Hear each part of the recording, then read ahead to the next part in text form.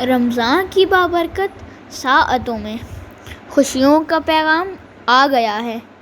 مبارک ہو اے مومنو، رمضان آ گیا ہے۔ شیطان ہوا بند، کھل گئے جنت کے در۔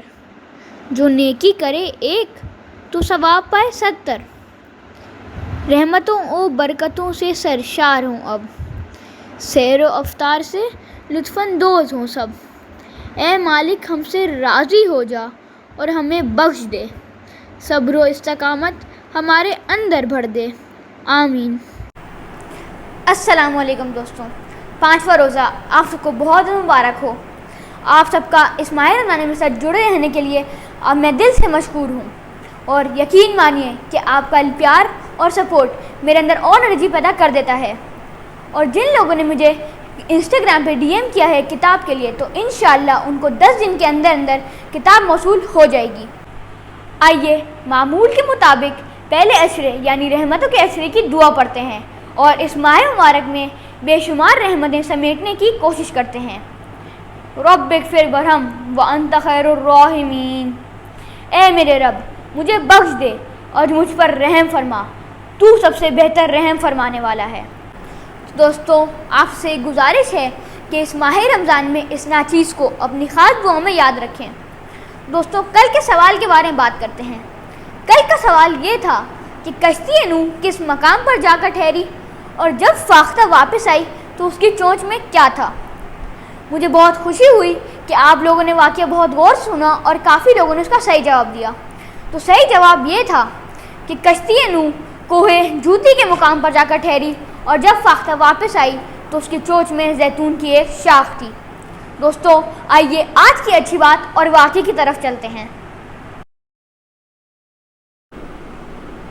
تو دوستوں، آج کی اچھی بات یہ ہے کہ توبہ استغفر اللہ کے ہاں نہایت پسندیدہ اور شیطان کو تکلیف دینے والا عمل ہے۔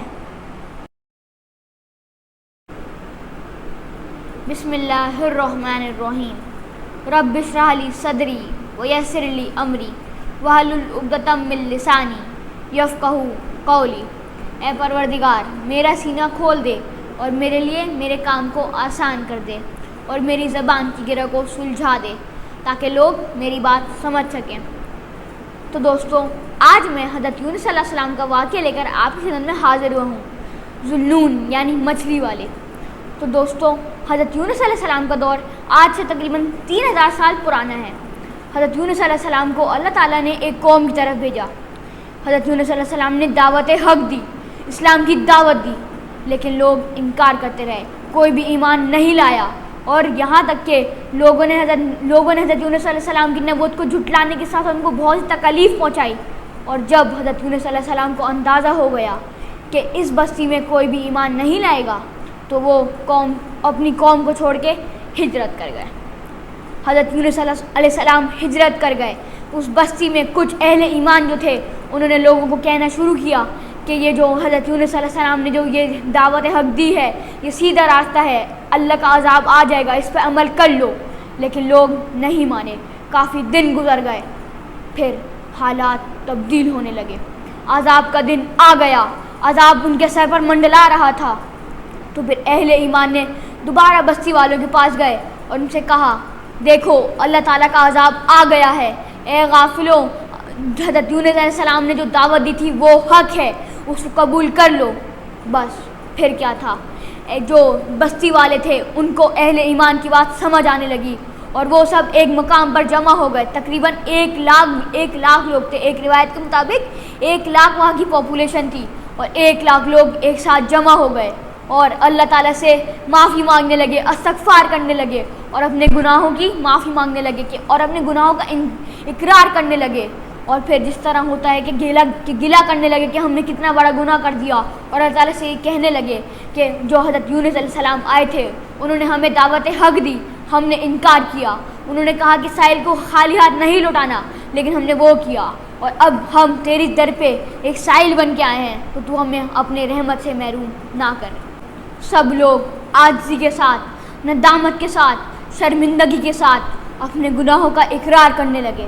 اور جیسے ہی قوم نے دیکھا کہ عذاب قریب آ رہا ہے، سب ایمان لے آئے اور وہ سچے دل سے یہ نہیں کہ منافقوں کی طرح، جس طرح کہ ایک طرف کہیں کہ ہم تمہارے ساتھ ہیں اور دوسرے کو جا کے کہیں کہ ہم تمہارے ساتھ ہیں. ایسا انہوں نے نہیں کیا، بلکہ حضرت یونس علیہ السلام کی قوم نے سچے دل سے ایمان لیا ہے. اب رحمت خداوندی جوش میں آئی اور عذاب ٹلنے لگا. عذاب ٹل رہا ہے، قوم سجدے میں ہے. عذاب ٹل رہا ہے، قوم صبر کر رہی ہے. عذاب ٹل رہا ہے، قوم شکر کر رہی ہے. اور پھر بس اللہ تعالیٰ کی رحمت سے عذاب ٹل گیا جو ان کے سر پر منڈلا رہا تھا.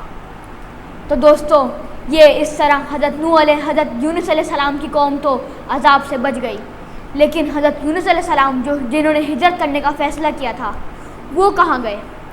سنیے.